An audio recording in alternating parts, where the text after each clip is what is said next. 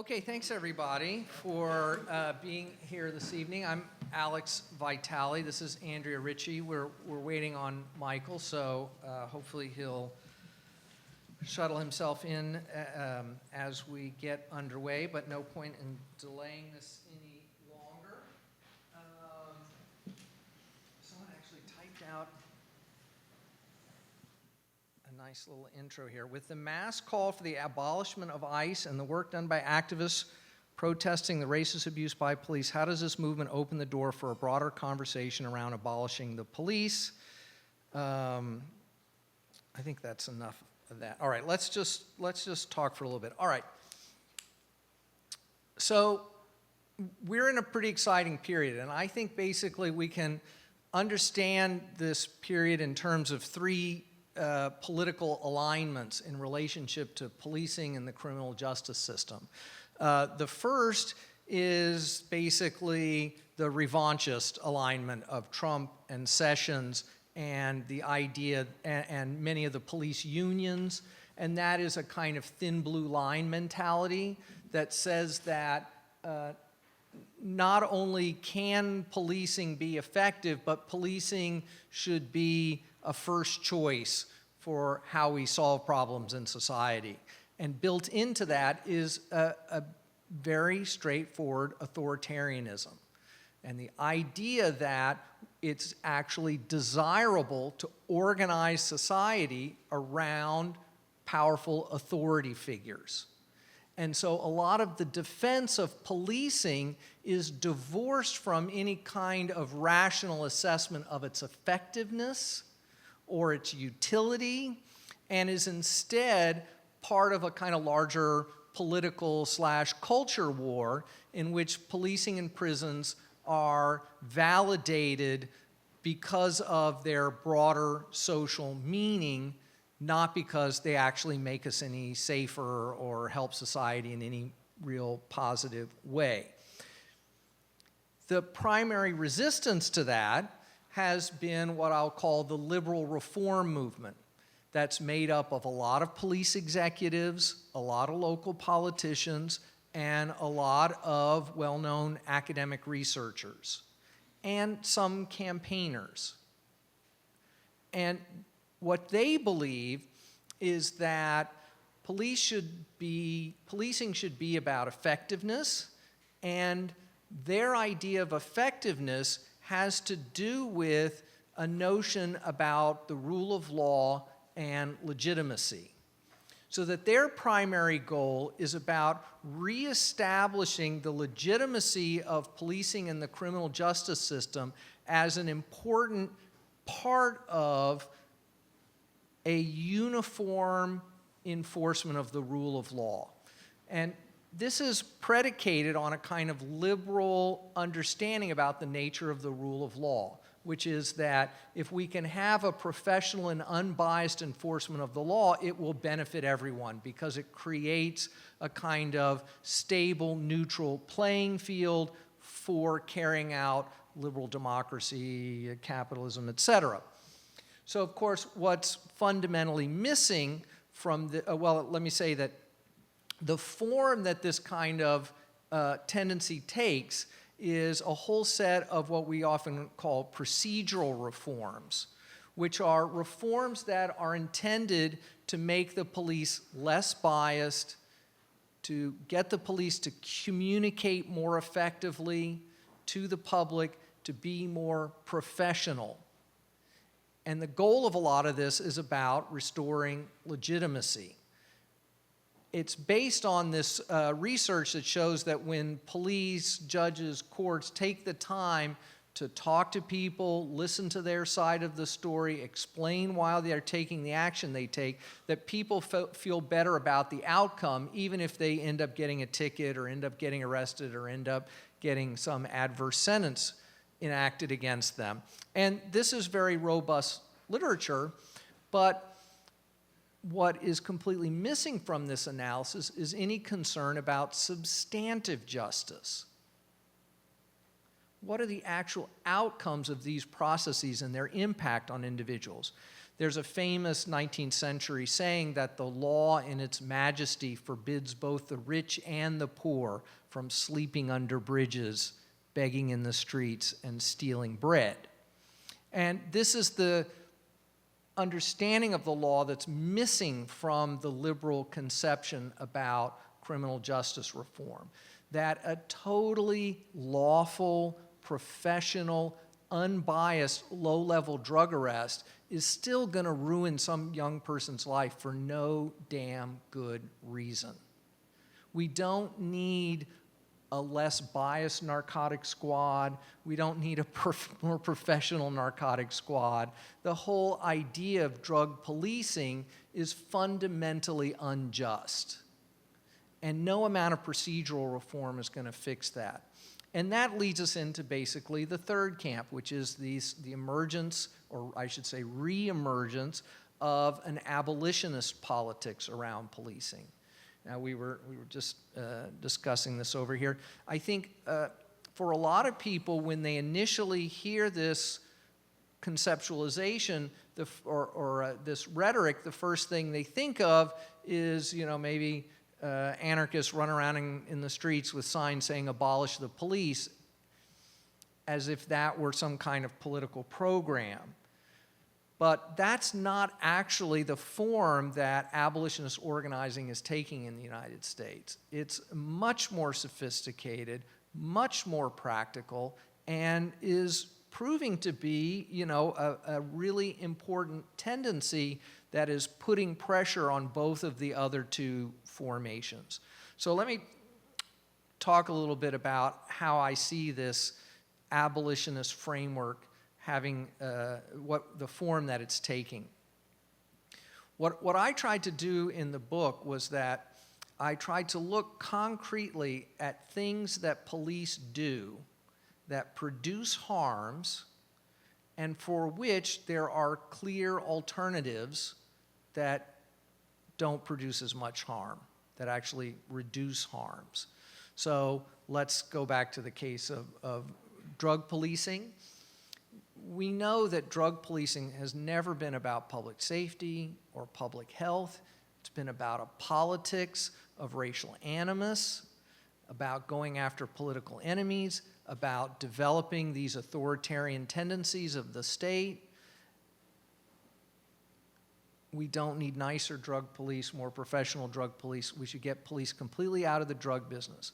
But this is not to say that the solution is simply to just remove police from the scenario. What we need is a positive alternative. And we could look a little bit at, for an example, in Portugal. Portugal has now decriminalized all drugs. They've just taken police out of the scenario. But they also have implemented a series of positive alternatives. They have put resources into drug treatment programs, into expanding public health measures, safe injection facilities in some cases, but also some neighborhood revitalization work to deal with the impact of drug markets and drug demand. They're motivated by basically a harm reduction mindset that's clearly anchored in a public health perspective. There's no reason why we couldn't do that here. Civilization in Portugal has not collapsed as a result of the legalization or decriminalization of all drugs.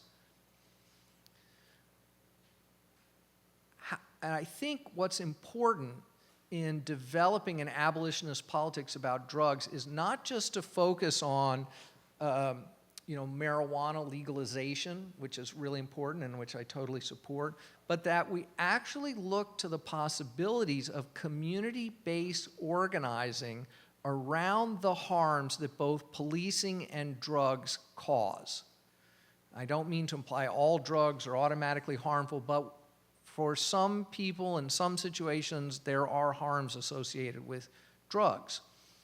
One of the main reasons it's been difficult to achieve broader political support for ending the drug war is that there continue to be communities that suffer significant harms because of drugs. But a lot of those harms have to do with the degraded social conditions in those communities to begin with. We could be using positive demands around drug treatment, public health, economic development as an alternative to policing and prisons. So when I go and speak in communities and they say, well, what should we be organizing around? I say, don't spend your time yelling at the police commission. Don't spend your time picketing outside the police department. They didn't create the legal regimes that they're enforcing. They did not invent the war on drugs. They did not invent broken windows policing. They have their own ideas about it. They love doing it. They agree ideologically for the most part. But we have to go where the power is in creating these legal frameworks. And this means community organizing around a positive agenda. And work like this is going on in places. There are real campaigns to demand, for instance, the development of more robust community-based mental health services so that we can reduce police responses to people having mental health crises. Over a quarter of the people killed by police in the United States are having a mental health crisis. We have no functional mental health system in the United States, and we've turned this over to the police. So rather than just saying, stop all police dispatches to emotional crisis calls, we need to do community organizing to build demands for the creation of robust public health services. And as we do that, we point out the harms that policing produces and the need to shift resources from jails and policing into these kinds of community-based services. The book looks at sex work, where there are also substantial movements around the United States and internationally to decriminalize sex work. When we criminalize sex work, we basically put the police in charge of the sex industry. And that means that you're going to automatically get corruption, violence, and abuse from police. And 2 officers just went on trial, I believe, starting today here in Brooklyn for their sexual assaults of a young woman who I don't think was involved in sex work, but they were part of a vice unit that was out looking for sex workers. So this implies a culture of impunity within the institution and that there are predators within the police department looking to take advantage of people because of their illegal status. New Zealand has legalized sex work across the board, taken police out of the equation. Now, there are debates about legalization and decriminalization and the relative merits of these in terms of how much state involvement there should be in regulating these activities. I think that needs to be worked out in the context of, local situations. But to me, that's what an abolitionist framework looks like. So I'll stop there, turn it over to Andrea, and then I hope we can have a good Q&A later. Thank you. Want to give it up for Alex Vitale? Thanks so much for laying out that framework and just for the work that your book does in really stimulating our thinking around these issues and about how much our society has come to rely on police as the default response to pretty much everything. So I wrote a book called Invisible No More, Police Violence Against Black Women and Women of Color, that examines these issues through the lens of the experiences of women of color, Black women, Indigenous women, and trans and gender nonconforming people. And obviously that's not the lens through which we normally talk about these issues. And Mychal Denzel Smith actually makes a pretty eloquent argument about why that is and why that needs to change in his book, Invisible Man, who's got the whole world watching. And he also talks about how the experiences of black men are invisible to, and it's sort of a play on Ralph Ellison's Invisible Man book, but it sort of talks about how the experiences of black men are invisible to everyone but black women, who are constantly on the front lines fighting against state violence and police violence against black men and boys, and then talks about how, however, the experiences of black women are invisible to black men when it comes to policing and when it comes to the kinds of community violence that are prevalent in our communities every day. And Invisible No More is saying we're not accepting that invisibility anymore. It's sort of it's a statement of fact and an aspiration. And at the same time, a statement that black women's experiences of policing and women of color's experiences of policing have never been invisible to us. That we have spoken those stories to each other, we have organized around them together, and we've been doing that for a long time, often in the shadows of mainstream organizing around police violence and mainstream organizing around sexual and domestic violence. And so it's sort of also lifting up that history of organizing, much of which is abolitionist. So what the book sort of, one of the premises is, look, if we look where we're already looking, we will see the experiences of black women, women of color, where we might not already see them happening. So that, for instance, is true if we're looking at police killings as sort of the example of state violence that we're resisting and that may be a motivation for abolition. In the month of March 2018, 3 people were killed by police. I'm sure that you heard about Stephon Clark, and living in New York City, you probably heard of Sahid Vassell, who was killed in Crown Heights, blocks from my home. But you probably didn't hear about DeCynthia Clements. And DeCynthia Clements was killed by the side of the road in Elgin, Illinois, just north of Chicago. She was parked there, her car was damaged, and police who approached it determined at some point that she was in some kind of crisis.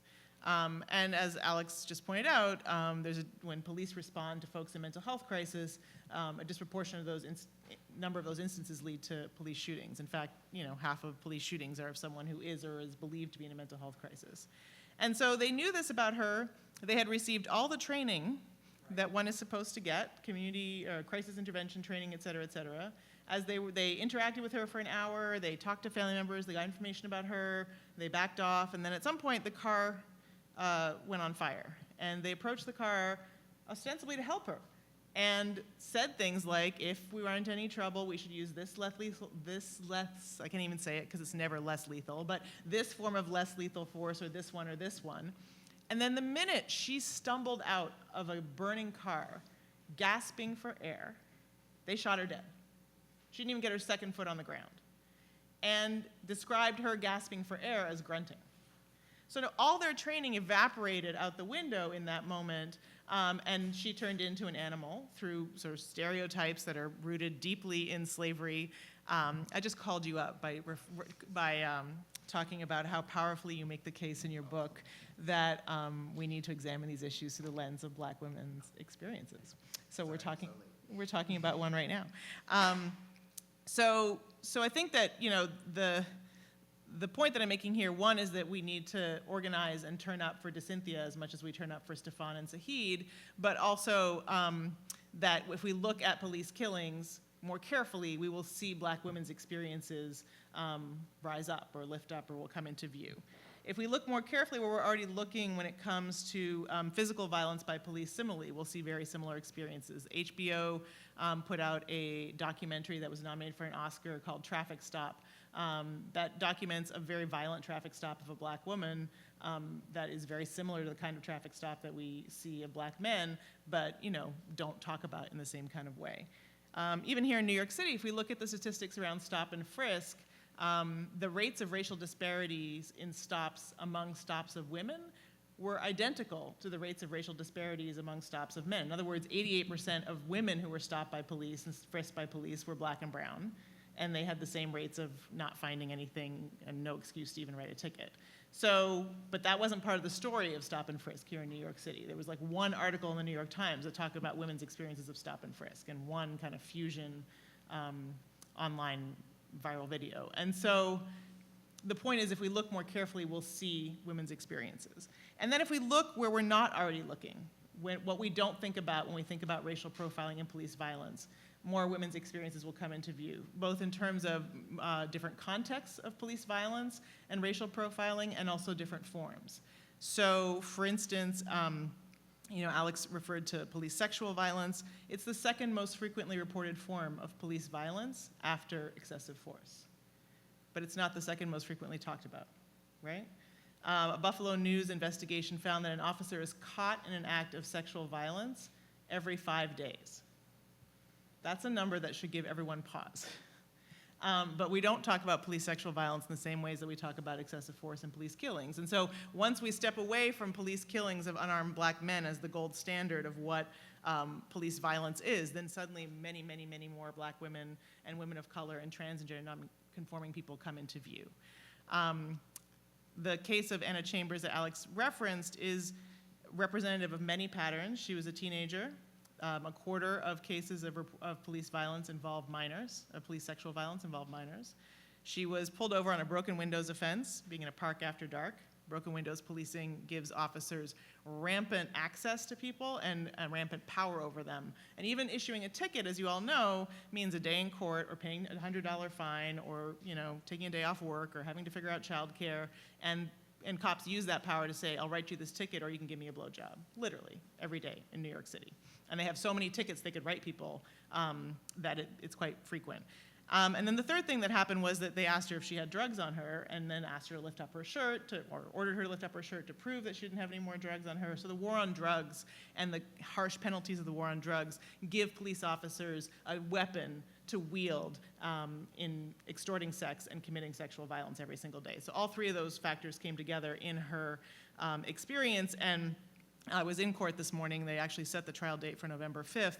But, they did what they've been doing all along, is dirtying her up and questioning her credibility and doing what they do to rape victims, what our society does to rape victims in court anyway, but then so much more so when they're the person who perpetrated the rape is a police officer. So that's why most cases never come to light like Anna's, and why criminal prosecutions can't be the response to that. But that's sort of an area or a form of police violence that comes to light when we start to expand our lens through which we look at policing issues.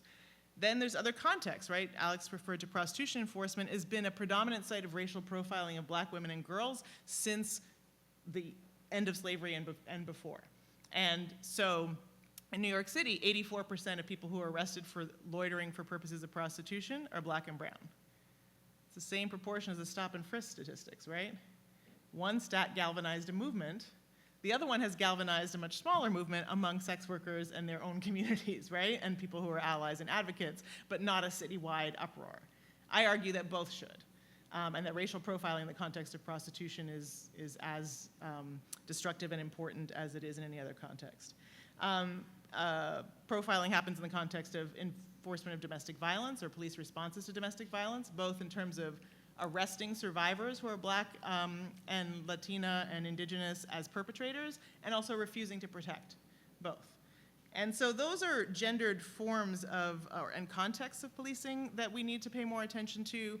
And then there's also sort of gendered impacts. The war on drugs has gendered impacts on black women and women of color because of the kinds of searches that are endemic to the war on drugs, which are, cavity searches, visual vaginal searches, and there's recently was an article in the Post about what's happening at borders, but also it happens in the streets and highways and homes across the country, and that are experienced as sexual assaults. I mean, literally officers are sticking their fingers inside women without their consent in public view, as a way the war on drugs is waged on the bodies of black women, but it's not a way that we talk about it. Another impact is that this notion that you're going to go for the small fish and try and get information from them and get them to flip on the big fish, which is how the war on drugs is sort of theorized and waged. Well, like in every other industry, black women are at the bottom of the industry, right? They don't have a lot of information or a lot of power, but they're the small fish that the cops go after, arrest, and then they have no information to flip, so they are subjected to the harshest penalties. And that's what's driven, among other things, the massive growth of the women's prison and jail population, which has increased 700 times over the past 4 decades. And the jail population has increased 14 times over the past 4 decades. And the rate of incarceration of women has increased at 50% greater rate than the rate of incarceration of men. And black women continue to be incarcerated at twice the rate of white women. So black women are the fastest growing prison and jail population in this country. And we hear often the statistic that 1 in 3 black men will experience incarceration in their lifetime. We don't often hear the statistics that 1 in 2 black trans women will experience incarceration in their lifetime. So what I'm trying to get us to understand is that it's important to look at these issues through the lens of black women's experience because we matter, our lives matter. We're on the front lines of these movements. Our stories should be part of them too. But also because it gives us more information about how policing and state violence affects our communities and what we need to do to resist them. There's a very telling graph that the Prison Policy Institute put out recently that showed the impact of criminal justice reform, which is sort of the reform movement over the last 10 years, that shows that there's now starting to be a decrease in the men's prison population. But these reforms are not affecting the women's prison population, which continues to rise. So if, in fact, in 35 states, any gains in decarceration of men are being overshadowed and in some cases completely obliterated by the increases in the incarceration of women. So if we're actually about ending mass incarceration, then we have to look at it through the lens of all the experiences of people who are experiencing it. So that's the reason to do it. What does this all have to do with abolition? I think that when we look at these issues through the lens of women's experiences, we get to abolition quicker. Because we see more, one, what Alex is saying is that police are the default response to every social problem, and policing and criminalization is the default response to every social need and conflict, and that it produces more violence in each of those situations, whether it's child welfare enforcement, whether it's domestic violence and sexual assault, and whether it's criminalization of poverty, which, broken windows policing disproportionately affects black women and women of color because black women, indigenous women, and Latina women experience the highest poverty rates in this country. So if broken windows policing is about targeting poor people, it's targeting black women and women of color in ways that we're not talking about and seeing. So we also then see more how racialized police violence happens in the context of police doing the things that we think they're supposed to do, right? We can make the argument that they're doing too many things and that we should pull them back into what they're supposed to be doing. But then when you see how they respond to domestic violence, when you see how they respond to sexual assault, when you see how they respond to child welfare enforcement in ways that produce more violence and more criminalization and more abuse and more mass incarceration of black women and women of color through profiling and through operation of these narratives that are the same narratives that led them to kill DeCynthia Clements and Stephon Clark, then we understand that actually it can't be reformed. That police are about policing not only the lines of race, but policing the lines of gender and sexuality. That is inherently their purpose. That's inherently what they do in every police interaction, and they do that with ways that produce more violence than safety. So if we think about, if we want to end violence, then we really have to end our reliance on police to protect folks from it and to intervene in it because they're producing more violence as they're doing it. If we want to stop sexual violence, as the Me Too movement calls on us to do, then we need to stop the power that police officers have over many more women and trans and gender nonconforming people than Harvey Weinstein has over anyone, right? They're exercising way more power over way more people every single day and using it in very similar ways. So if we want to end sexual violence, we need to end the power that police have over people. And then if we want to, conversations about policing, it'll just end here. Conversations about policing are conversations about the world that we want to live in and how we want to respond to harm and how we want to have accountability for harm and also how we want to prevent harm and what kinds of things we want to invest in and what we want to do to create thriving communities. And so if we want to create a world in which black women, black girls, black trans and gender nonconforming folks can genuinely exist in safety and not just survive and thrive, then we need to commit to building the institutions that will do that, which is the abolition work that Alex was talking about. And those institutions need to be not just alternatives to police, but they need to crowd out police. They need to be the thing, they need to break our reliance on police and this violent institution as a response to violence or as something that's going to produce safety, and envision new forms of safety that are about reliance on each other and mutual accountability and radical transformation to make a world where black women, women of color, trans and gender nonconforming people can genuinely be safe. So that's what Invisible No More is about.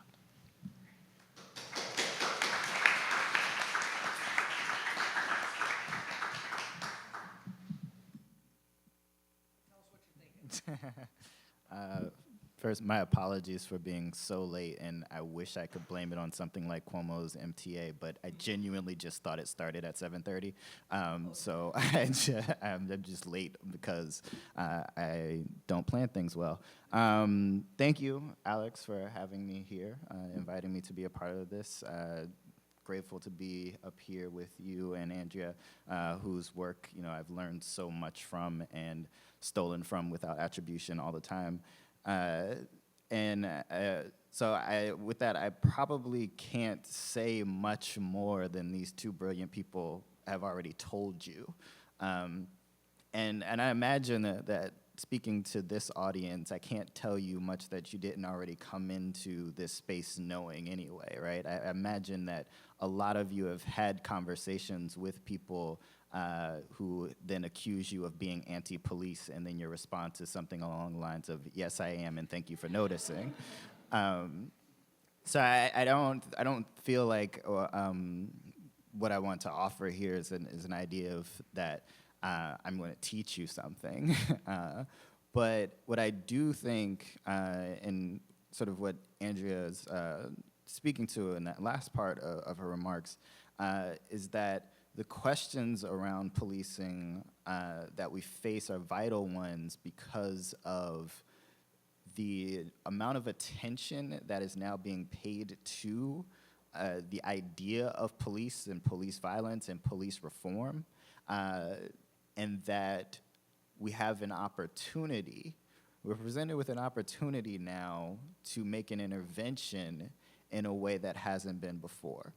That the increased attention to the issues that we all care about and are concerned about means that there is a greater space to talk about the violence against Black women, Black trans women, Black gender nonconforming people that they've faced for forever, because now what we're seeing is that questions around what the police do every day are coming more to the fore.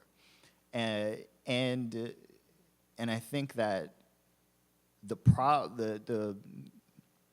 obstacle that we face, though, is the insistence on the police as a necessity, right?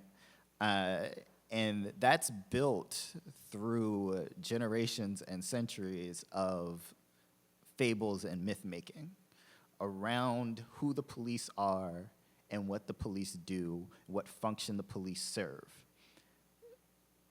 Police have always been the armed enforcers of second-class citizenship, right? And this goes back to their founding, like not even here in the US, we're talking like over in the UK and England and Ireland and all, like that's the idea, is that you have a inexpensive force to deal with the insurgence and uprising of the classes that you seek to exploit. Now, they've gotten more expensive over the years, but they still serve the same function. But what they've been sold to us as, and what so many people, especially white people, but even I come from a family who have believed and said things like, trust officer friendly, right? What we believe is that they are servants to the community, and that they are doing some type of work around the ideas of justice and safety, and that you will face harm, and these police officers will come in and they will adjudicate that harm for you. They will solve the problem for you. What this prevents us from doing is asking the questions about where the harm comes from in the first place, right? So if we're talking about sexual violence, domestic violence, where are we talking about power dynamics, gender dynamics, toxic masculinities, and the script for the establishment of patriarchal family norms? Where's the conversation around that? when we're dealing with that, instead of shuttling it off to the police to come in, point guns, arrest someone, and throw them in prison. Because that's another trauma that then someone who has already faced violence has to deal with again. If we're asking these questions around drugs, and we're asking questions around sex work, and we're saying, why are people using, or why are people engaged in this trade?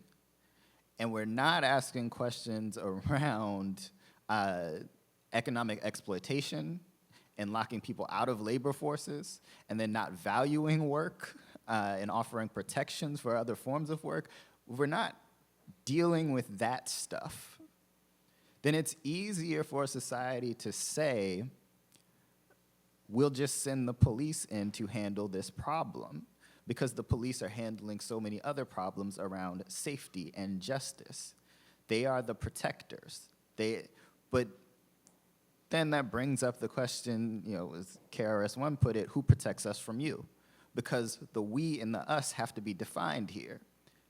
I'm not a part of that we. I'm not a part of the conception of who needs protection. So many of us aren't. But so many are convinced that through the implementation of a colorblind society, it will not matter whether the police are meant to protect white people or meant to protect black people, meant to protect Latinx. It won't matter. They were there to protect everyone. But they have always been, and will continue to be, instruments of the continuance of racist capitalism. That's their function. So now we find ourselves in a place where people are saying there is something wrong with the police.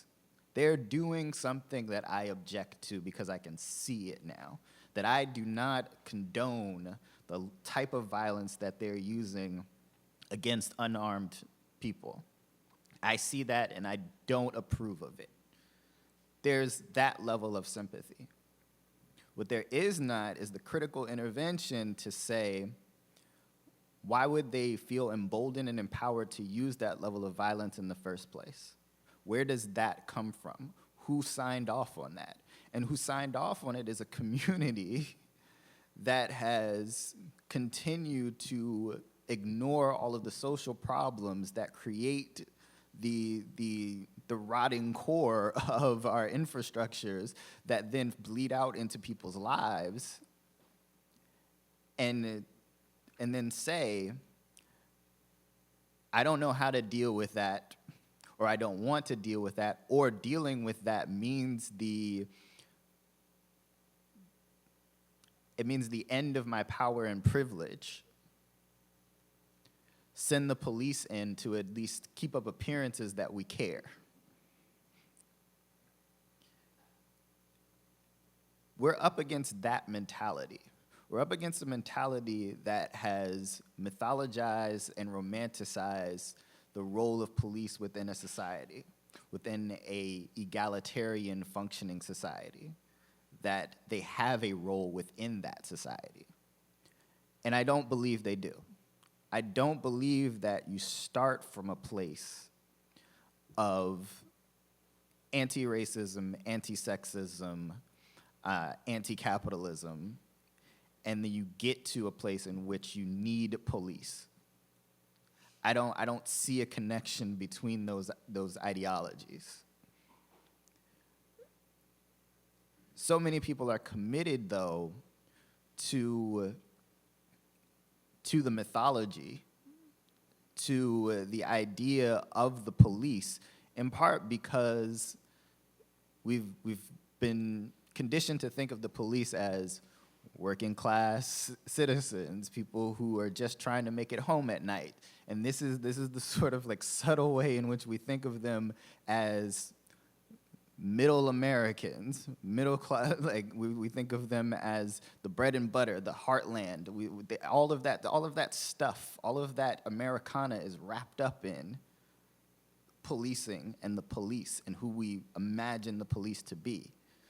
They're good-hearted, but I don't actually care whether or not they have good hearts. I don't care if they have racist bones or not.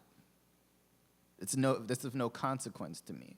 What I know is what they've been charged with doing.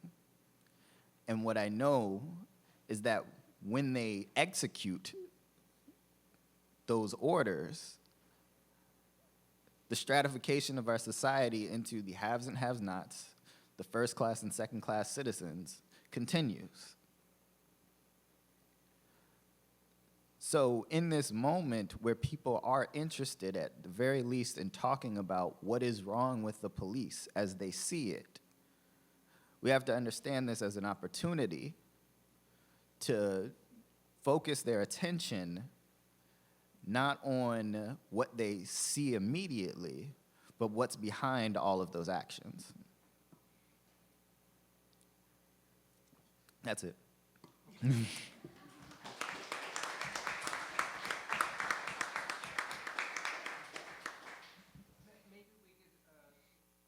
Reaction back and forth. I was just, as I was listening, a couple of things came to my mind. One is that if we're really concerned about violence, that we have to completely reconceptualize how we approach this issue. Almost 10% of people killed in the United States are killed by police. There are places in this country where it's up like 15, 16, 18% of all homicides are committed by police.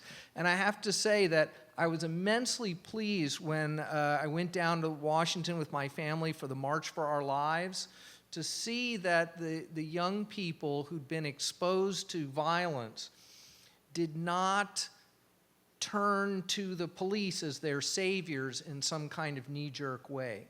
That very clearly articulated in the program was an understanding that police violence is also part of the violence of American society.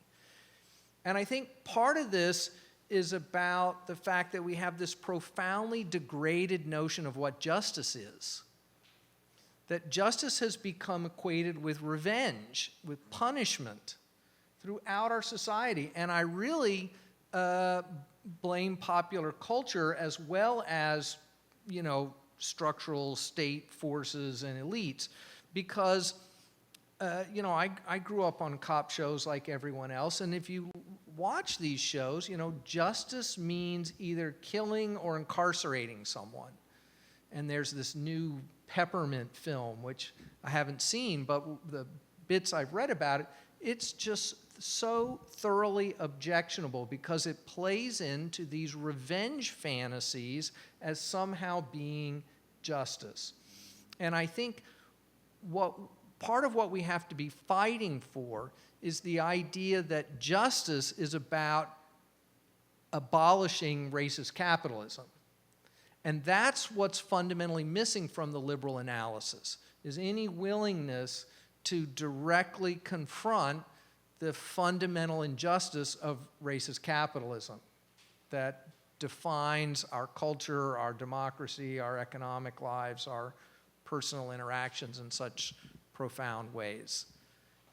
Did you two have any things to add? Literally has you rooting for people to violate the civil liberties so that they can solve a case, right? And like that emotion becomes a part of it. And that then translates, I think, to conversations around abolition, in which one of the first responses that you get is, so what would you do if someone you know was hurt or killed or raped? Or what would your response be? And I think that obviously it's a wrong question, right? Like the questions that we want to answer are one, how to prevent that harm in the first place, and then say, when a harm is committed, how do we adjudicate that for the needs of the victim involved? And do the police come into play? Do police and prisons come into play in that? is what victims need after being harmed for armed guards to come point guns, violently arrest people, put them in handcuffs, and then put them in the cages.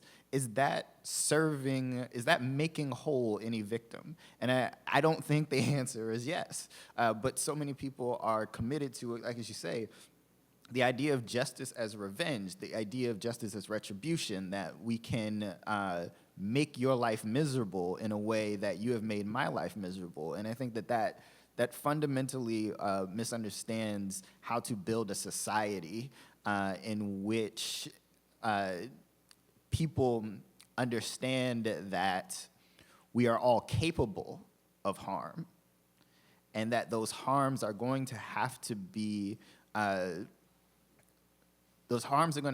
addressed, whether on a small or large scale, and that we're doing ourselves a disservice by not wrestling with the emotions of harm.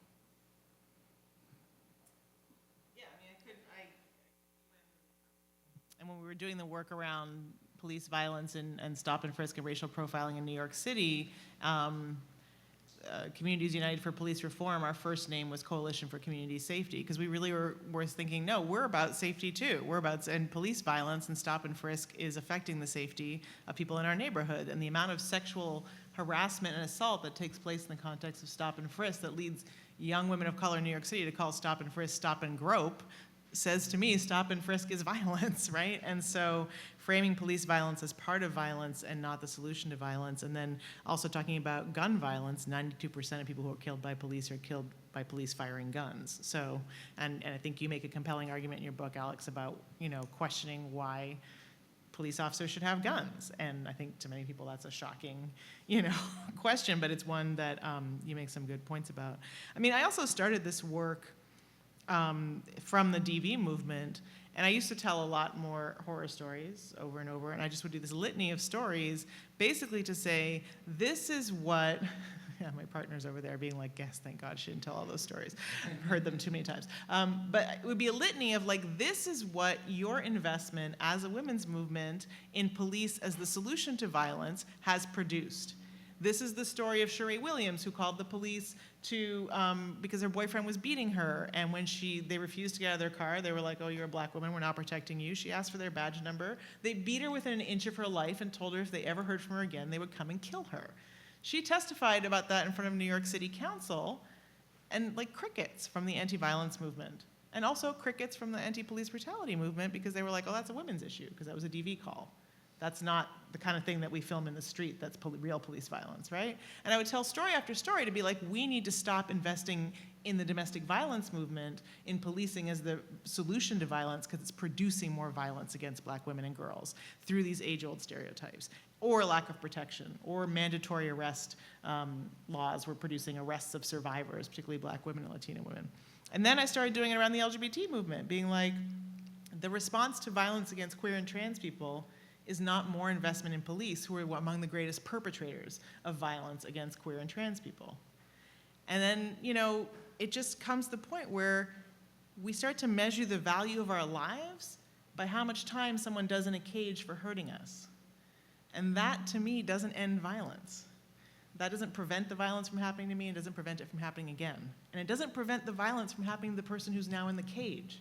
We have now just increased the quotient of violence, not decreased it. And so to me, and there's no prevention, there's no transformation, there's no acknowledgement, or what are the conditions that created this violence that'll make it happen again? Nothing. And I have to now say my own controversial thing, which is when we focus on prosecutions of police officers as justice, then we're falling down the same trap. And guess which police officers get prosecuted? Black and brown police officers. Like, when the system is turned on them, it does what it's set up to do. Like, it's, so I think that doesn't mean there shouldn't be accountability. It doesn't mean people shouldn't lose their jobs, their guns, their ability to exercise power over people. We just have to really rethink our investment as justice as putting a person in a cage. And the longer means more value that I have. And then in terms of racial capitalism, the last thing I want to say before we open it up is that there's this notion that police involvement in racialized capitalism is about controlling the bodies and labor of black men. And I just want to expand that. to say that immediately after slavery, black women left the homes of people who had enslaved them, in which they cooked and cleaned and did all the maintenance labor of the home for white families, cared for the kids, cooked, cleaned, et cetera, walked out the door and said, I'm done with this, slavery done, I'm going to do this for my own family and for the people I care about. Immediately, the state said, prostitution and public presence of black women is illegal. And we're gonna police it through laws that say, disorderly conduct, you're too loud, your children are running wild. I saw your child show up to school with no lunch because I'm poor, because I was formerly enslaved, right? We're gonna criminalize all that with the goal of convict leasing you back into the homes that you were just emancipated yourself from. And so the notion that the criminal legal system was created to put a chokehold only around black men and control the labor and bodies only of black men is false. And until we figure that out, then we won't understand why sex work continues to be criminalized. Because there were two options available to black women after slavery: domestic work, and then some women were like, or I could trade, I'm gonna be sexually harassed and raped in that context anyway, I can take some agency over my life and sexual labor and engage in prostitution. So that's immediately when it was criminalized, right after Reconstruction. Suddenly, some people couldn't do certain things with their bodies because it was taking black women's bodies out of the economy they wanted them in and in a different economy. So thinking about that, thinking about then why hair braiding is suddenly something you can be arrested for doing without a license, street vending, all kinds of informal economies that black women pushed out of formal economies are now criminalized for doing, and queer and trans folks, that's where we need to think about racial capitalism also being about racialized policing of gender and gendered bodies and labor. Excellent. So let's have some questions. I know, we've laid out the whole program, nothing more to be said on it. No. Way in the back, someone brave.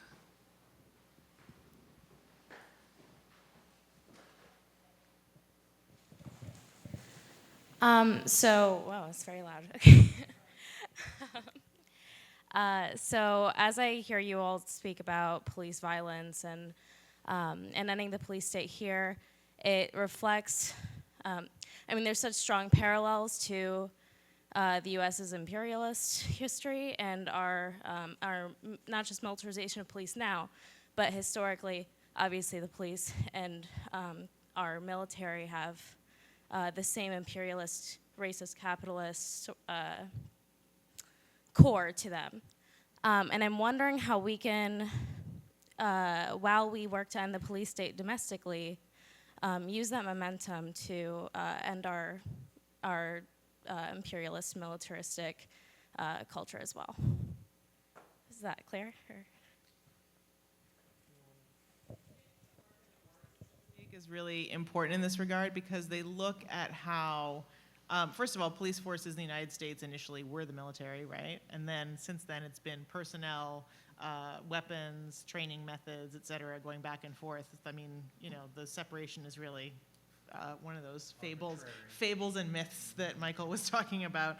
And then the methods overseas and here, people probably have heard of John Burge in Chicago, who was a military police officer, learned to torture people in Vietnam, brought the very same techniques and deployed them on the south side of Chicago. That's like a classic truth that's across the board. And vice versa. Police officers like Giuliani, Bratton go then train military forces elsewhere to do the same thing that they do here. So I think the War Resisters League has been really good about making those connections and about being parts of campaigns around policing and around military policing of the world, and the U.S. is kind of the police of the world. And so I appreciate organizations like that that are resisting on both fronts and making the connections about training, about how the Israeli Defense Force trains so many police forces here, and vice versa.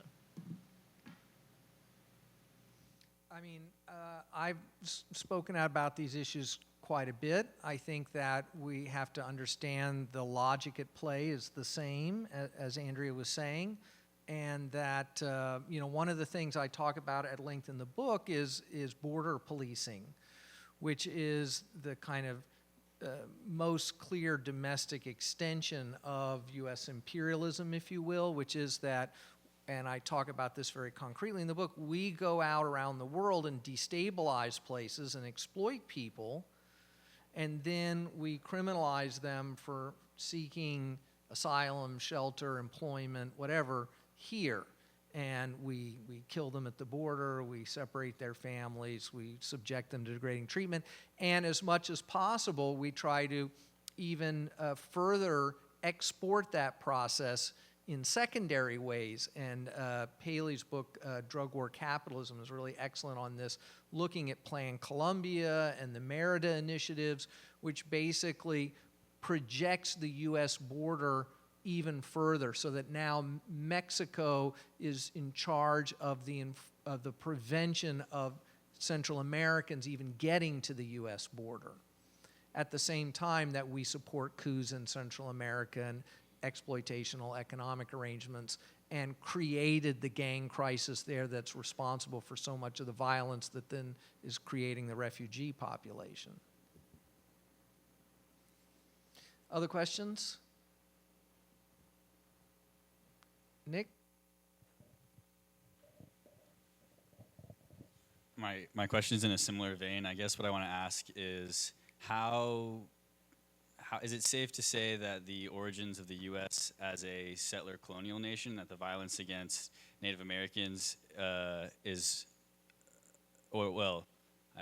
I want to ask this question backwards. That the current violence that we're experiencing now in the police state is a direct descendant of the settler colonial violence that was that was learned first from the British Empire and then brought here, or do you think that the origins lie closer to home and that came later?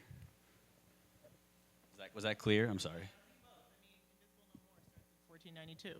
Like that's when it starts, and it starts because the military forces that were policing initially were specifically policing as part of the genocide of indigenous peoples, right? And caging them in open air prisons. And then most people don't know that while enslaved people had to carry passes, so did indigenous people, to leave the open air prison that was a reservation.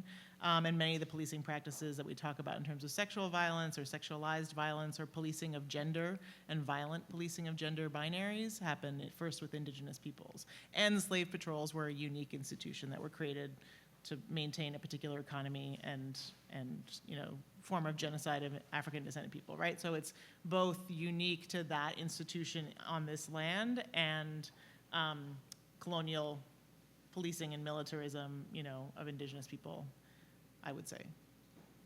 One of the things that I think is powerful about Andrea's book is that she doesn't define policing in just the narrow technical sense of what we consider modern policing today, but she looks at how regimes of exploitation control people, and the mechanisms that they use have changed over time.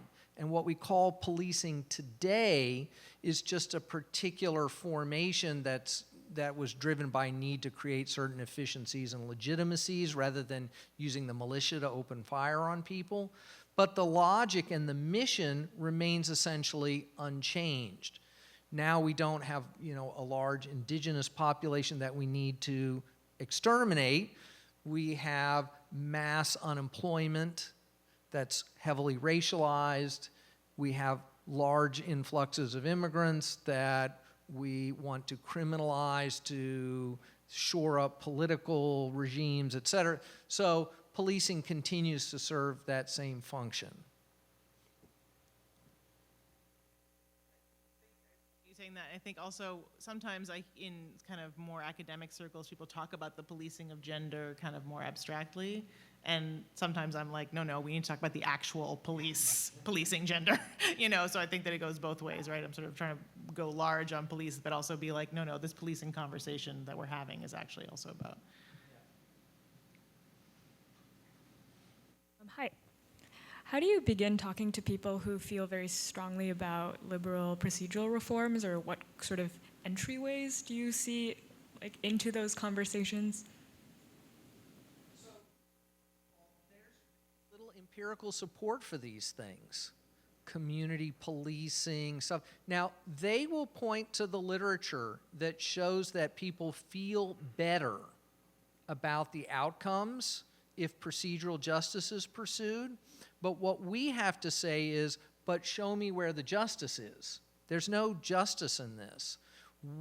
Anyone who is talking about police reform and isn't actively working to end the war on drugs is not really interested in police reform. They're interested in re-legitimating a set of tools that have been used to oppress people. So concretely, I often try to talk about, well, let's look at implicit bias training. This is a very popular one. It's being exported internationally. There's absolutely no evidence to support it. What they have is a lot of studies that show that in a clinical setting, if we put people in front of these monitors and give them little buttons to push, that in the aggregate, people will show a millisecond preference for lighter skinned faces over darker skinned faces. That research exists and is pretty robust, but they cannot find the effect at the individual level. They only find it in large aggregations. Also, they've never once been able to find a connection between an individual's results in that test and actual behavior in the world. But also, it completely misunderstands the nature of policing and the problems of race. It assumes that the problems of race and policing are at the level of an individual's unconscious bias. This is why it's the perfect liberal solution to policing, because it's a way of saying you're doing something about race while doing absolutely nothing, and by couching it in a language in which it's nobody's fault. It's all just a big misunderstanding. It was totally unintentional. But of course, the problems of race and policing are not reducible to the individual level. I mean, there is, and also that it's not, when there is a problem at the individual level, it's not implicit, it's explicit. There's plenty of explicit racism in American policing. When we look for it, we find plenty of it. But really, the problems of race and policing have to do with the basic functional nature of policing is to reinforce regimes of inequality, largely along race lines, though never exclusively. It's never been exclusively. And so implicit bias is, I think, a great example of the total failure of this kind of approach to do anything about profound racial inequalities in the U.S. and the ways in which policing produces injustices, not justice. Yeah, I think the questions to be asked of that person are, what level of violence do you find acceptable? Because procedural fixes are going to allow for some level of violence. How much do you think is okay? And then asking, what problems do you think the police are solving? And then, do you think only the police can solve those problems? Because what fixing the police is about, and what assigning these procedural fixes to policing is about a commitment to the idea of police, is that you believe wholeheartedly that a society will fall apart if we do not have the existence of the police, that there is anarchy, that there is wanton violence that no one is able to stop. And I'd say, look at the levels of violence that already exist while we have the police. All right, how much violence they're responsible for that both Alex and Andrea are talking about here, and then ask if the police are the only fix for that, how come they haven't done it yet? So I think we have a couple questions. If we can maybe take 3 at a time, is that okay? And then we can all just answer them together. I'm going to be one of them, but I have a question. I think there's been pretty. I guess you could say a mass movement recently. Obviously, history is longer than we've seen it in the media, but the call for the abolition of ICE, I think that is something that strangely hasn't necessarily been connected as much as I think the left would like with larger, broader movements against the police. And that means specifically maybe politicians coming out and going on, having the word abolition coming out of their mouth, connecting it to ICE. What is there like a strategic method we can use to connect this to the police? Because it does seem to be a bit separate when you talk to people from maybe more, as someone mentioned, liberal procedural tactics, as if this is maybe the draconian form of policing, which, in many ways and examples that you brought up have already been pretty draconian and violent. So what are, some ways, because it can seem as if this, what can arise from this could be something where the police come out on top as saying, in 50 years' time, they're marching in immigrant parades just as they are, gay pride parades, which would be unforeseeable, 50 so years ago around Stonewall. So I guess to shorten the question, how and what can be done to maybe draw the connection a bit stronger than it has already, so that, if you talk about ICE, you cannot also get away with not talking about the police. And then, who else? Thanks. Hi, thank you all for your presentations. I guess I had one and a half questions. I wanted to ask first just about an area, I think, of substantive disagreement between the two of you, which we haven't gotten too much at. Just Andrea, you were talking a bit about the need for different approaches to community violence, right? And that even police officers should not be necessarily put in cages for killing people, right?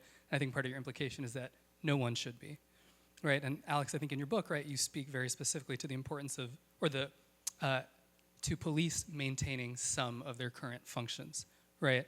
Around things like murder, so-called serious or violent felonies, right? And today you've talked about the drug war many, many times, sex work, things like that, right? And I think something we see more broadly in, for example, in recent legislation in California, right, is this kind of peeling off the layers of the onion but keeping that core intact, right? Where even if the police shouldn't be dealing with drugs or sex work or mental health, we still might need them for murders, right? So I was wondering if you all might speak a little bit more to that, because it does seem to me like a very important question and distinction.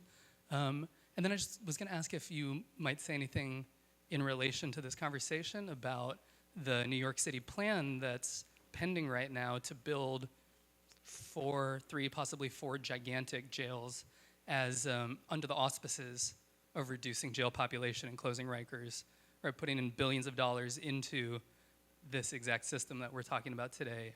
There's public hearings coming up on the 20th and 27th in Brooklyn and Manhattan, but just how that ties into all this stuff. Thanks.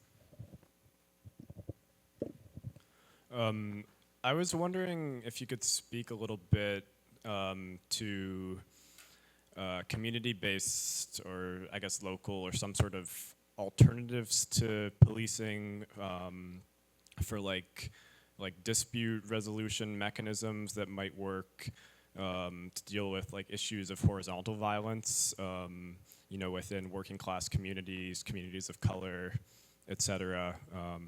Just to sort of build on, like, I really appreciated the discussion of like certain communities, still being kind of invested in, certain mythologies around policing, even when, they're the ones kind of the most affected by that. So I'm wondering about like just sort of localized alternatives or community-based alternative dispute resolution mechanisms.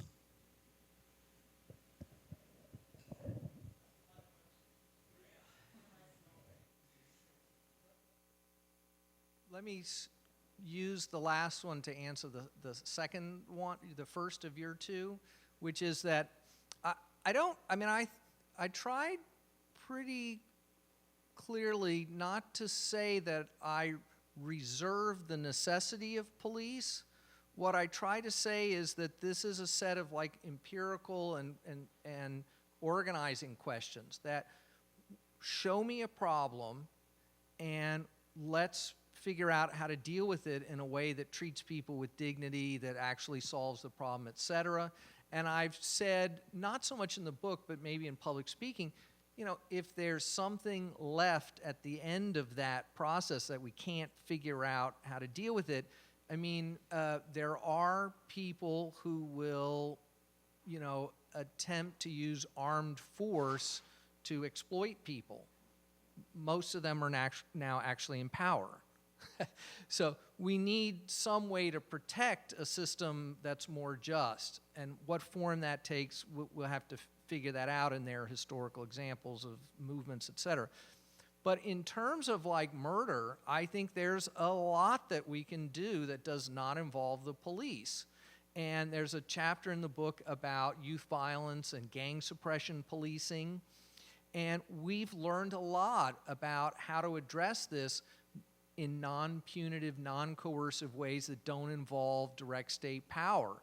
The violence interrupters, credible messenger, kind of cure violence model is showing very good results. It's showing amazing results here in New York City. When it's well-funded and well-implemented, we can really do something about community-level violence. And one of the things we got to start with is the understanding that almost all the perpetrators of this community violence come to violence first as victims and witnesses to violence. And that never gets addressed. It never gets addressed in the domestic setting. It never gets addressed in the schools. It never gets addressed in the community. The response of the state is to criminalize the people who perpetrated the violence against them occasionally, but often even that doesn't happen, and never an attempt to really break the cycle, to have culturally appropriate trauma counseling, to actually try to empower young people in their everyday lives, in their schools, in their homes, in their communities. So gun violence, I've written a lot about gun violence, how we need to have not just a supply side approach about cutting off the supply of guns, because I don't think that's ever going to work in the American context. We got to have demand side strategies that look at why people pick up guns as tools of empowerment, which is often what's happening, of self-protection, but also of like rancid, racist revanchism, you know, the fear of the other and things like. We've got to actually address these things. As to the ICE thing, my position on that is very clear. We need to get rid of border policing. And ICE is actually just the tip of that iceberg. I mean, Customs and Border Patrol, the border police is so much larger, so much more powerful, and commits many more atrocities than ICE has committed. So we have to embrace a politics that is opposed to borders and the policing of borders. And I've certainly been speaking out on those lines during this current abolish ICE moment we're in. Yeah, I think that the answer I was going to give to the previous question about how do you start the conversation with people is usually I start with, like, what do you think police are supposed to do? And solve murders, blah, blah, burglary. And then I say, well, do you know that 80% of murders aren't solved? Do you know that cops rarely do anything about a burglary or a robbery? So they're not actually doing what you think they're supposed to be doing. So let's talk about, like, are they actually effective in doing what they're doing, right? So I think that's, to me, the one way to start the conversation and address this question of, like, well, we need to keep cops from murderers. It's like, well, they're not doing a very good job. And they're certainly not doing a very good job of preventing them. They're committing them. So can we think of something better? And so to the question of how to start the conversations, there's a study guide for Invisible No More. There's a few hard copies there. You can download it from the website, and there's also tools that go with it. And some of them are just questions, conversations, scenarios to just start conversations with your friends and family. Let's take police out of the picture, and let's also take things that look like policing out of the picture, right? The guardian angels are like police. George Zimmerman is like police, only, you know, neighborhood watch, right? So let's not do that.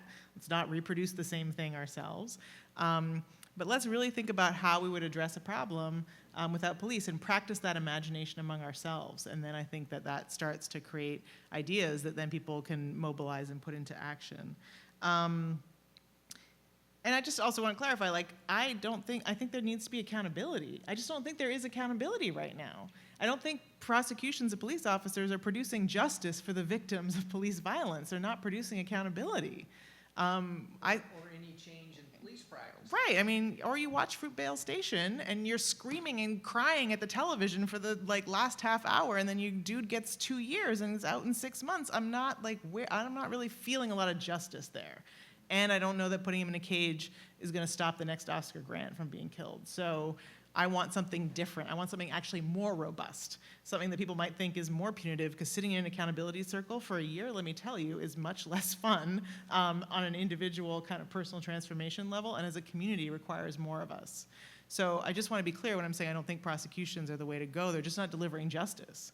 And it's not that I don't want what families want, but what I understand families want is justice and accountability. And this is the only thing we're offering them now. I want actual real justice and accountability. And I think that's true for murders. I think that's true for rapes. I think that's true for burglaries too. And that's why I'm really looking for something better. I think we deserve better. I think survivors of sexual violence deserve better than being dragged through the mud like Anna Chambers was this morning. You know, so that's the piece on, you know, why abolition and full abolition. And I think that the ICE piece is you have to frame all law enforcement agencies as law enforcement agencies, right? ICE, DEA, ATF, housing police, border police, all police, right? So once we start looking at it that way, then the conversation about abolish ICE quickly becomes connected to all law enforcement, right? And I think people do hesitate. They're like, well, we need something at the border. It's like, read the Mi Gente position paper on what they mean when they say abolish ICE. They're like, the people at the border should be going out in the desert and delivering water and first aid. That's what they should be doing at the border. So they're very clear. So that brings me to the jails question that you asked, Gaurav, which I really appreciate, is that when we hear these reforms and we get excited, I heard close Rikers, I was like, woohoo! I didn't ask any more questions, right? You need to ask a lot more questions. What do you mean? What are you replacing it with? I'm sorry, did you say community correctional facilities? That sounds like a jail to me. Are people being able to walk out the door? No. Are they getting services they need? No. Okay, so you're just making Rikers smaller and in different neighborhoods. So ask questions about what these reforms are. I think I would ask the same questions about CURE. Because I think CURE is premised on a proposition that a small number of people commit offenses in a community, and that we build a big federal case against them and tell them, I don't mean that. not that CURE. Right. Of cure violence, which we call ceasefire in a lot of other places. That's not what I was referring to. So I think that's the thing, right? There's many programs that can go by many different forms that might fall under the same name or the same rubric, right? Pre-arrest diversion is another one people say, you know, could be a good thing. But if the cop gets to decide whether you get the services or you get the arrest, guess what they're going to ask for in exchange, right? Or then who are they going to deem worthy of that, and who are they going to deem like they're not worthy of a program, they'll just screw up again next week, or that the programs are not for them, right? So ask more questions about what's behind the demand, and ask to see, like, well, what's the replacement? And then I feel like that gets us to not falling into those traps. And the same about invest, divest, right? Like, I think we've talked about divesting from the criminal legal system, decarcerating folks, and investing the savings into communities. Guess where people are trying to invest those savings? More police. So that's not an invest, divest. That's a reinvest elsewhere strategy, right? Or electronic monitoring. Love Jay-Z, this idea, no, stop. Back away from the electronic monitoring. That's prison in a different form, right? So think about what the replacement is and the consequence. Specific programs, community alternatives to policing. Safe Outside the System is a program right here in Brooklyn that the Audre Lorde Project runs. It came from an incident where 2 queer folks were experiencing homophobic violence, went into a Crown Fried Chicken to try and get some safety, and got some more violence. Police didn't show up, person was bleeding, had to chase them down the street to get an ambulance. Like, no protection, no community protection, just, you know, and realizing that as communities, we need to build safety for ourselves from police violence, police lack of protection, and violence in the community, and doing that through businesses and community institutions. Creative Interventions has a toolkit online that you can download that gives you ideas of how you can intervene in violence in interpersonal relationships without involving the police. Creative things, right? Like, there's lots of ideas, you'll see them there. Cahoots is a program in Eugene, Oregon, where the 911 dispatch can not dispatch police in certain instances. They might just dispatch a social worker or an EMT. Here in New York, you know you call the EMT, you get the police too, right? And sometimes first. So separating those two. And Oakland Power Projects is trying to train people in Oakland to respond to the disputes around noise, right? How can we just talk to each other about, like, I'm working at 9 tomorrow morning, your after hours club is operating right now, and we don't have that conversation in the heat of that moment when I've been listening to the DJ that sounds like in my bedroom at 3 in the morning, but how do we have it before that happens and negotiate time and space together in the community before that happens? And also, how do we support each other in responding to people's mental health crises and caring for members of our communities and their families without calling the police? So there's a bunch of kind of little projects happening. The challenge is scaling them up to something where there's an alternative to, a real alternative to 911 and a real alternative in our communities. And that's the piece, I think, about police abolition that we have to get to. When people say, start the conversation, they're like, so you just want to get rid of police tomorrow? And you don't care? And are you going to answer the phone at 3 in the morning when boyfriend's beating me? Or are you going to answer the phone when people on the train are trying to kill me because I'm trans? If not, then I'm done with your abolition project, right? So you have to build the institutions. That's the work. And I used to think that my job was like pointing out all the harms and being like, people over here, hurry up with the solution, because I'm fighting these harms off or I'm trying to reduce them. But now I realize that there's no way to combat police violence without being deeply committed to building those alternative institutions that are actually going to build safety for our communities. And that is a much harder challenge than writing a book, literally writing out all the harms that policing is doing now.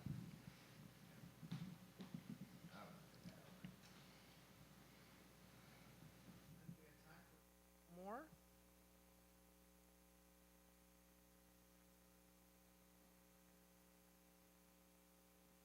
Up here in the front. Hi. My question is, I have two actually. One is more general and the other is more like local. The local one is that I know that well, okay, so I live in a part of Brooklyn that's very like racial minorities the population is very dense there, and there's not a lot of cops. And I just moved from the opposite, or not the opposite, racial minority population was dense, but there was a lot of cops. And what I'm realizing is that cops are sent to places where white people want to move to live, basically. And I'm wondering, like, what can be done to stop that from happening, like, immediately? And also, where does that come from? I know, yeah, of course, but like, who is saying like send these cops? You know? They move into the neighborhoods and they start calling police, right? Yeah. And then police acknowledge and that like now there are people here that demand or deserve my protection, Right. like the semblance of my protection. And so now it's like, all right, now I see the corner boys. All right, let's post up here. We know where they are. Let's have these floodlights. Let me see this in my neighborhood right now as Flatbush is undergoing gentrification, right? Like, I see the police officers every single day in the same spots warding off the drug dealers so that white people can now jog through this neighborhood unmolested, right? Like, that's the idea. Right. No one's touching them anyway. No one's bothering them.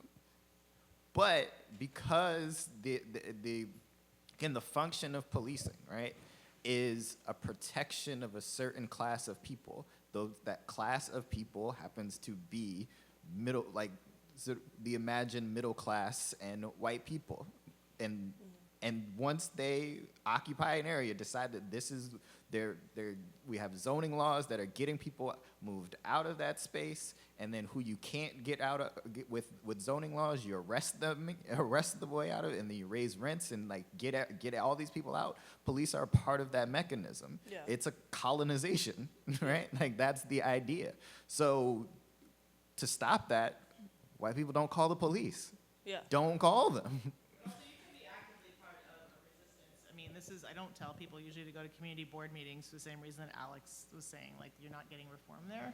But you can be part of resistance. You can go to community board meetings and say things like, there's too many cops on the block. Too many. I used to call I live in Crown Heights. I used to call 311 all the time, being like, it's too many cops on my block. They'd be like, I'm sorry, what? You want more cops to come to your block? I'm like, no, it's too many cops on my block. There's two posted up on each corner of the corner, and they're harassing the kids coming to and from the schools on my block. Get them off. Yeah. And they just were like, didn't know what to do with it, but they had to record the complaint. And it's a strategy that I encourage other people to do. And then, I'm black, but I'm light-skinned, so I walk out of my block every day and tell the cops to back up off the girls and get out the park. And I'm a lawyer, so I also am like, you don't have probable cause for this. They're literally doing the stop in front of my, like the roadblock, what do you call traffic, like whatever, interdiction pass system on my corner, and then they just start telling people to open their trunks. Well, I know they need probable cause to do that. So literally I'll walk up and be like, so what's your probable cause, officer? And then he's like, and closing the trunk, because he has none, right? And this doesn't make me, the police in the 71st precinct hate me, but my neighbors love me, right? And so that's about how you can be part of resisting the impact of gentrification in your community without sort of being stressed out about like, where can I live or can't I? Wherever you live, you should be resisting police violence and policing. Yeah, I would say that, you know, I was in the barbershop a few weeks ago and they were talking about how white people stepped up and like told police officers not to bother these young kids on the street. And they were like, yeah, they be looking out for us. Like, that's what you gotta do. You have to step in and intervene.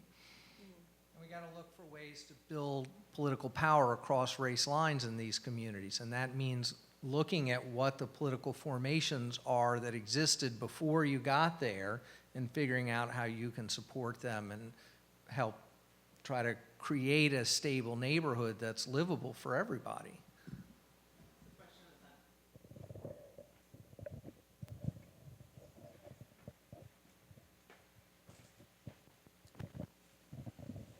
Hi.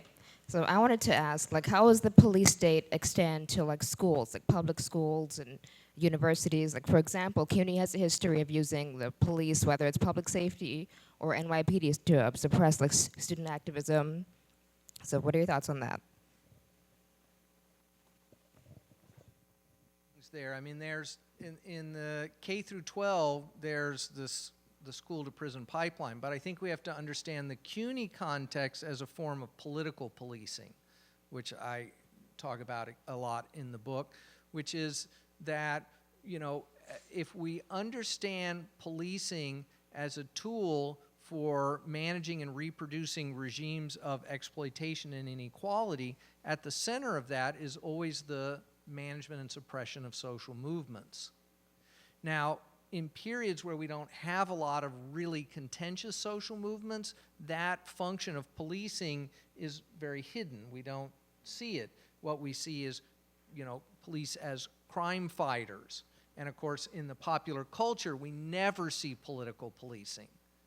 Never see political. It's completely obliterated. But at the core of all policing is political policing.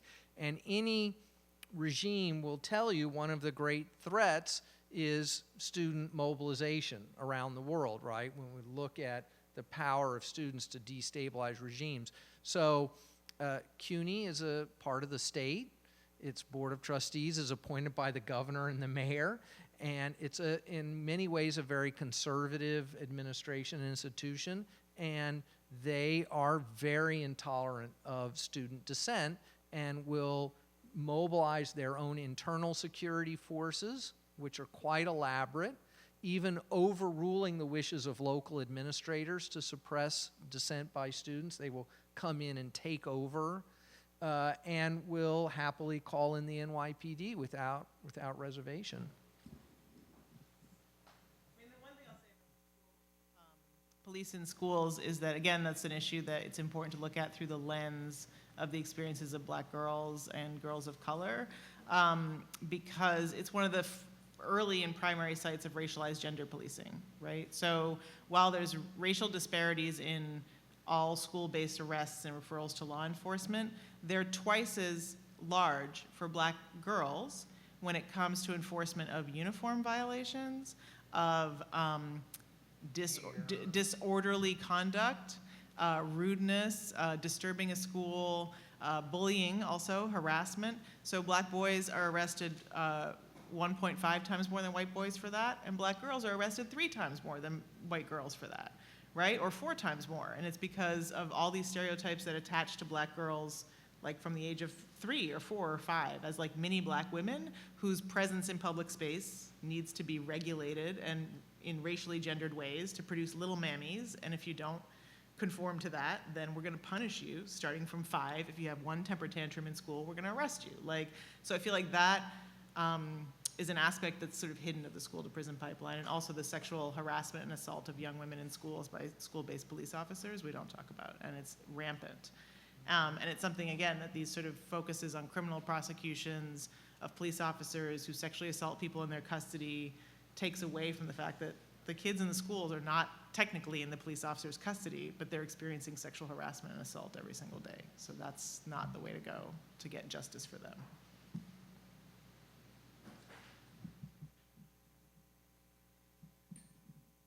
Anything else? Well, Verso was very kind to arrange copies of books from all three authors to be available on sale today. So please pick up some of the books. We'll hang out. We're all happy to sign books, I assume, if people would like. And the bar is open. Thanks for coming.